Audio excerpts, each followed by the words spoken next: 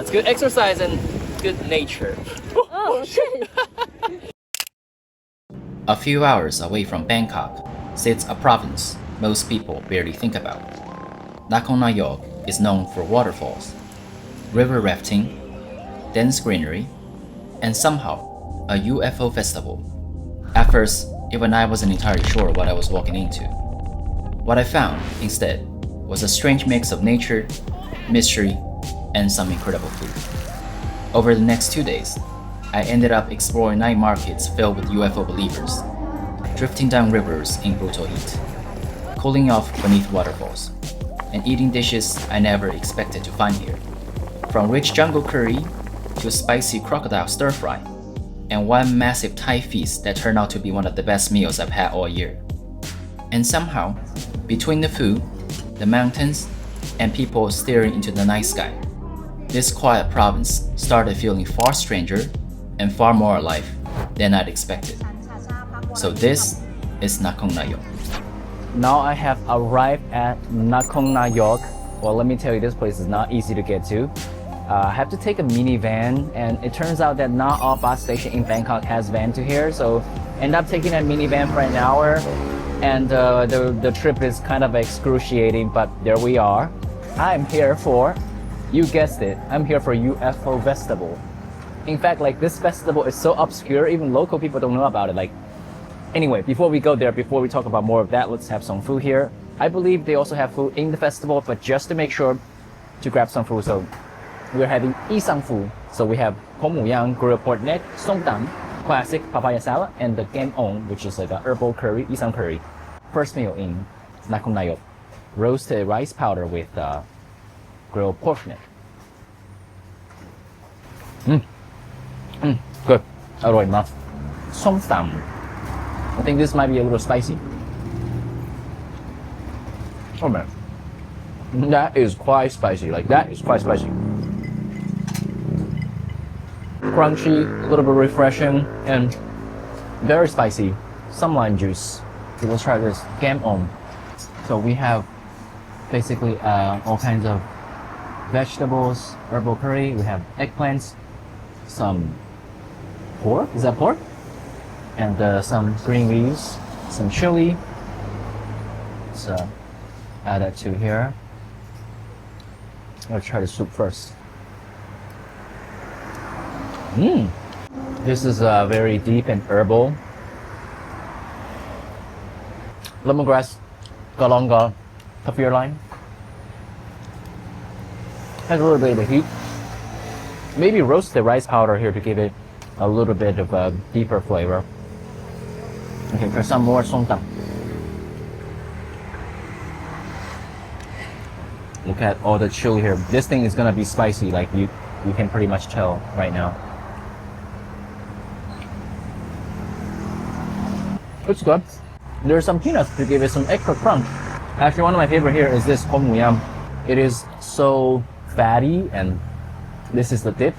Okay, the fatty piece with this nam jin jiao, roasted rice powder. I mean, we're not in Isan, but Isan food is so popular, so it's everywhere.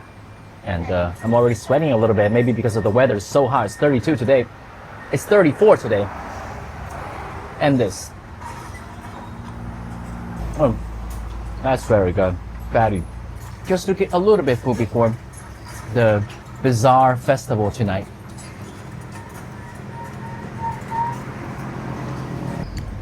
This dish is also quite spicy, and it has dill, which is one of the signature herbal flavor. Well, it is so spicy, I'm having some problems speaking.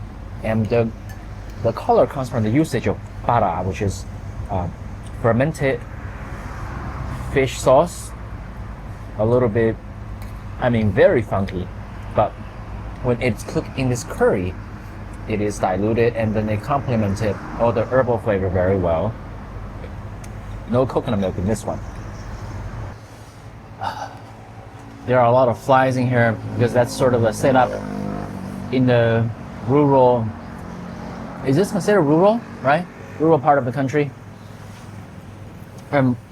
Everything is very spicy. Just look at the chili.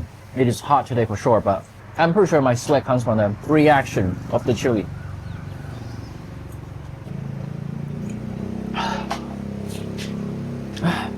Well, at least it's delicious. After the meal, I got ready to head to the UFO festival. The event itself was so niche that even many locals have no idea what it was. While booking a taxi, the driver sounded confused and asked me if it was some kind of music festival, to which I said, well, something like that. And honestly, that wasn't entirely inaccurate. Okay, so I think everyone here is going to the festival. I thought nobody goes there and we're the only tinfoil hats. It is good. Now we have arrived at the UFO festival and it is really cool. A lot better than I expected. At first I thought like we're the only tinfoil hats here and there's gonna be nobody. But in fact, when we were outside the dam, we already have a mini traffic jam of all the cars coming through, and inside it's crowded. There are a lot of people, but not so crowded that you don't want to go. Like it's a good amount of people there. The vibe is good. This one is not open yet, but it's gonna open up later on during the ceremony. I legit do have a close encounter of the fifth kind type of feel. Oh, look at that. That is so cool. Not only is it laser, but it's like a holographic projection. For a moment, I was worrying about if I made the right choice to come here all the way from Bangkok.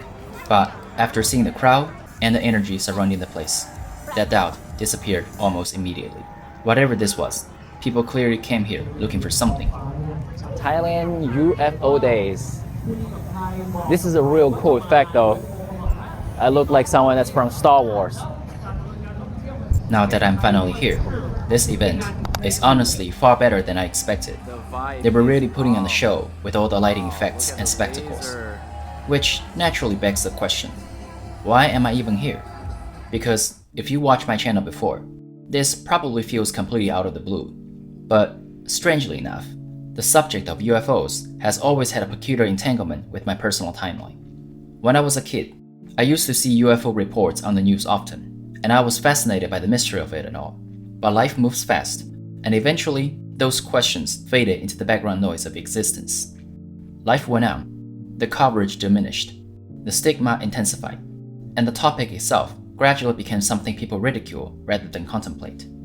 As I grew older, the fervently materialistic and atheistic version of myself dismissed all such phenomena as merely experimental technology, psychological projection, or mass hysteria. At least, that was the narrative, until the cracks began to appear.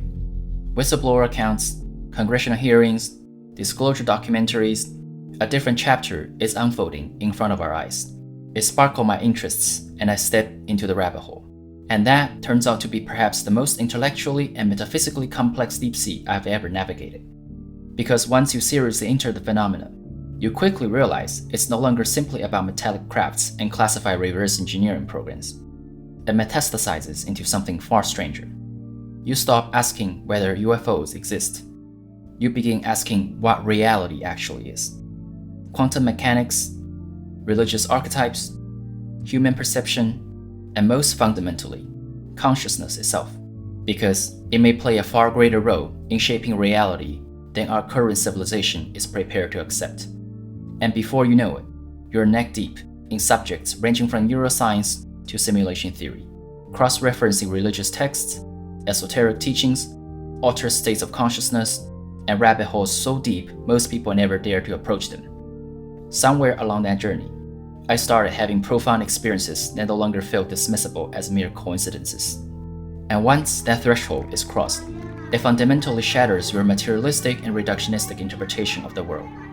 That's what happened to me.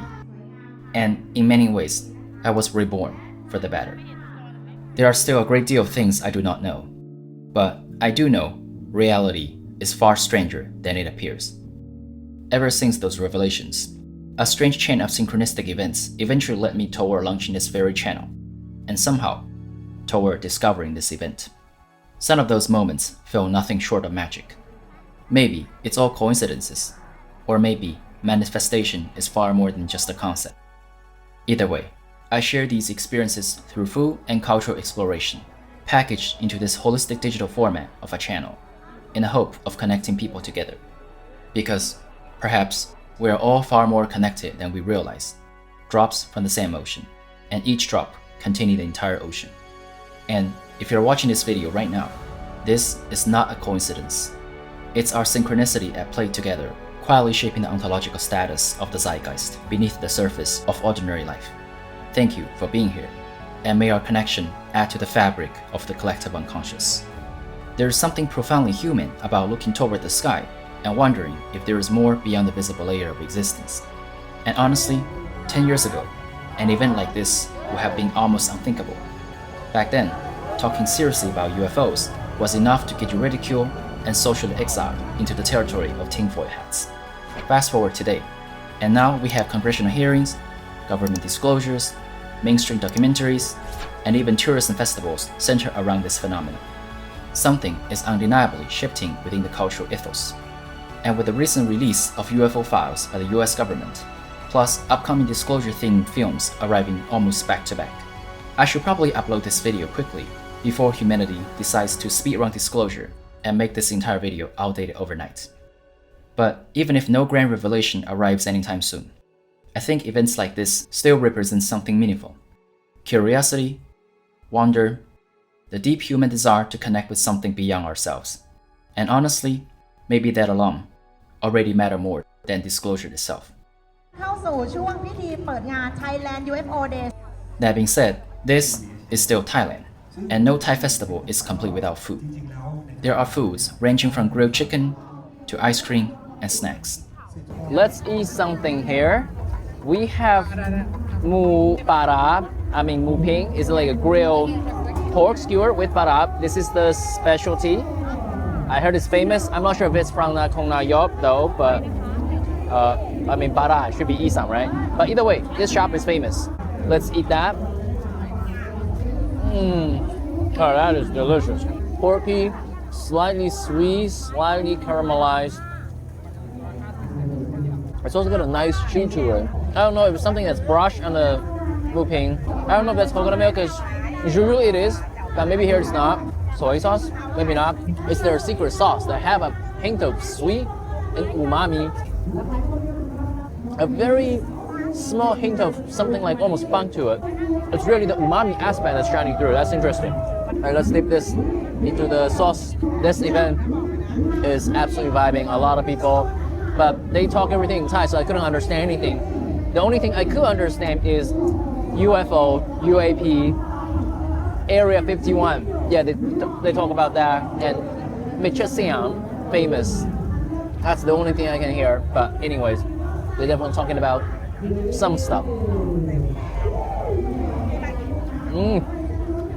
That is bara. But it's not just the bara as in sondang. This is the mixture of bara and chili, pickled fish sauce, maybe a hint of sugar, definitely chili. It looks spicy, but it's not hugely spicy. I mean, compared to my first meal, this is much milder. It has a hint of sweet, spicy umami pop from the traditional bara. The mu ping bara itself is good without the sauce, but with the sauce, it just really adds another dimension. I approve this, very delicious. Despite the overwhelming number of food stalls, I decided to keep things light for the night. I wanted to save room for a proper meal later, marking my food journey through Nakhon Nayok. After the festival, now it's time to have some more food. I'm actually not very hungry, but since I'm already here, I might as well try some local restaurants, right? So this restaurant is right next to my resort, and it has a very cozy vibe. It's right by the river, and it has good lighting. It's very chill. Now it's not very hot because it's nighttime, and I'm ordering some dishes. They have interesting dishes. So we have, this is gai ba, which is jungle curry wild chicken.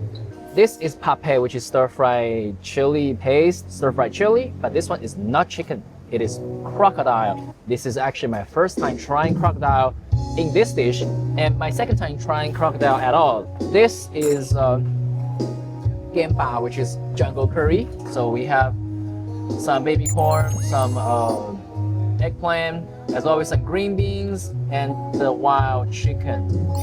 Okay, so let's get some of that. Usually jungle curry is very spicy, but hopefully this one isn't that much spicy. I mean, being spicy is the signature. Like, it is famous for its heat. But so let's try this. This is piping hot, and as you can see, there is a little bit heating device, tiny candles at the bottom, so keep it fresh and hot. Let's try this.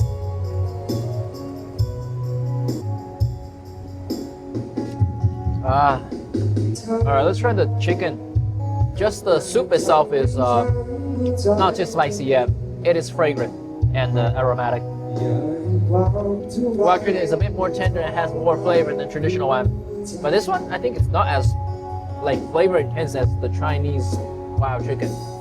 But supposedly Thailand is most famous for that because chicken is first domesticated in Thailand. There's fresh green peppercorn that has a burst of heat.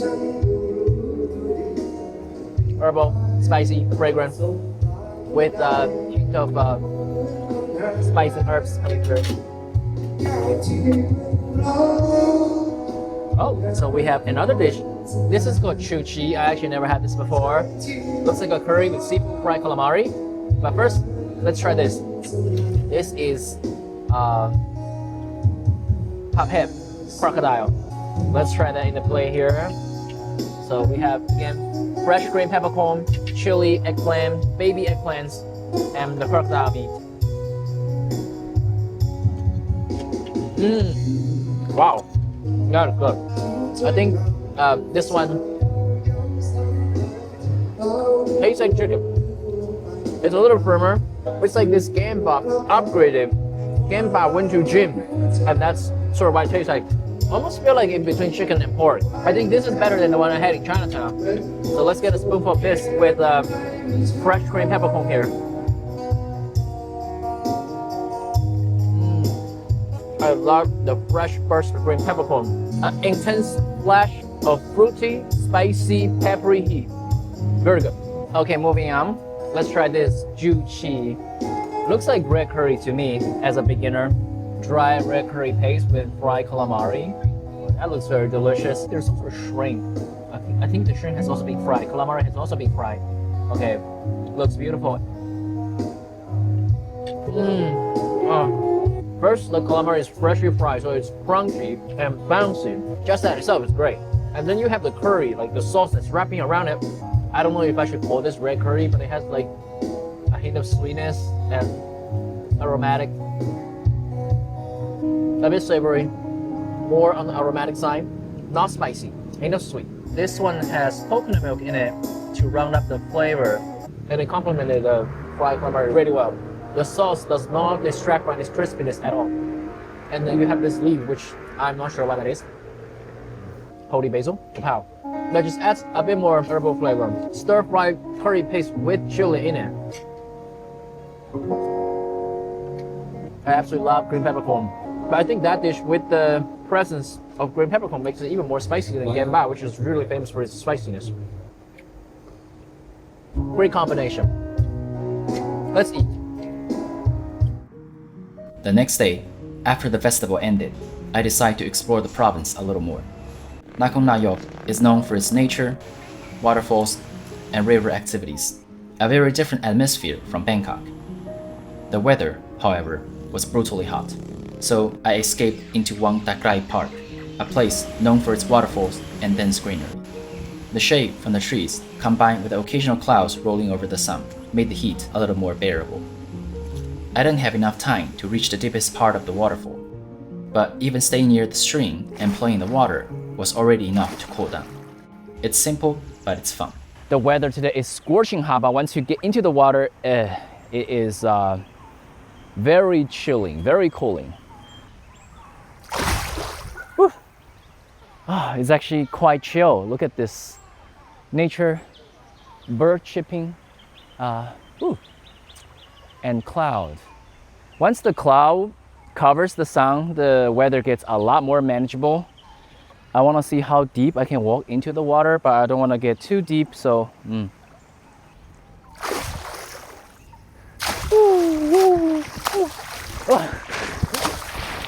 I'm just going all out crazy. I mean, it's getting pretty wet, but the thing is, it's 32, 34 out there, so it dries real fast. I don't mind getting into a little bit of water activity in this setup. That's not the only water activity, however. After leaving the park, I went for rafting, a classic activity in Nakhon Nayok. Now I'm ready to go long game. I don't know what's the English, like this thing. You sit on the boat. I mean rubber boat. I truly forgot how to call this. Like slip of my mind, but we sit on this thing and we go through rivers, right? I think the car has arrived and it's a little small for me though. Which brought me back to the den where the UFO festival had taken place the night before. The adventure started there. Okay, now I'm ready to go Longan on this river. The dam is right there. That's where the UFO festival was. I'm not quite sure if I can take more videos out there because I have to put this thing inside, but maybe I can take something. And I probably look real funny. But anyway, I'll let you know when I'm back. This is our raft. Oh, this thing called raft. Like I forgot about it. I was like a boat, rubber, whatever, raft.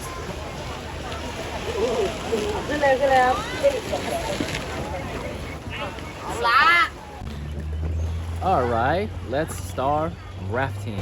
Doing water activity in Nakhon Nayok with the dam behind me. Oh wow, okay, this is good.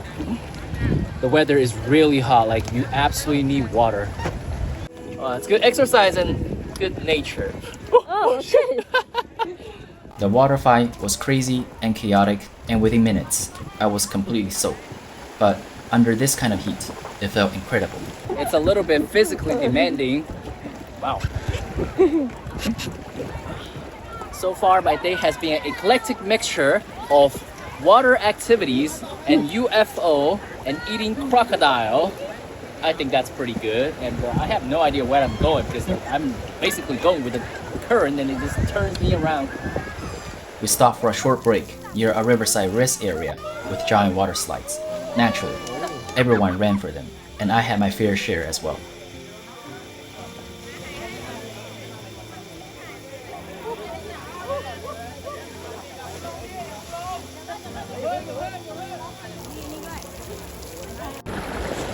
The lighting is beautiful, and it's also good work on my muscle.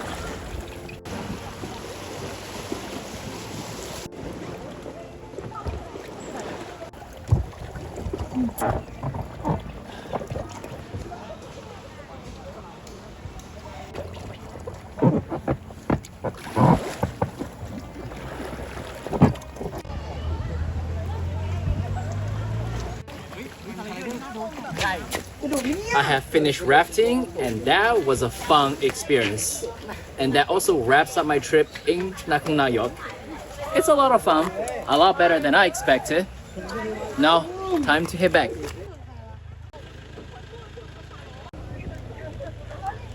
Eventually, it was time to wrap up this trip and leave Nakhon Nayok. But before heading back to Bangkok, I made a final stop along the way at a famous local restaurant. And somehow, the last meal of the trip ended up becoming one of the best meals I had all year. To finish our trip, I'm having a meal at this restaurant called Ruan Thai Phu Yai Den. This restaurant is in Pathum Thani, so not Nakhon Nayok. But if you're going to Nakhon Nayok from or to Bangkok, you will pass by Pathum Thani, and this is a restaurant that's very famous here. And I think the story behind it is that the head of the village runs this restaurant, and all the villagers are also helping manage this restaurant. So you can think of it as this restaurant is being run by the entire village, the head and the staff. First, the restaurant looks very interesting. It is very beautiful. It has these wood house structures with glass walls all over. I mean, glass windows, floor to ceilings. And then the menu is also very interesting. It's mostly in Thai, but some of them has English descriptions. Like you have dishes from like all over Thailand, basically like central, south. I discovered dishes that I've never seen before, such as stir-fried soft-shell crab, or crab curry with betel leaves, or different fried fish. It's very interesting, and all the photos are very beautiful. So we are having dinner here. We already ordered our dishes. I think the first one is about to come up right here, right now.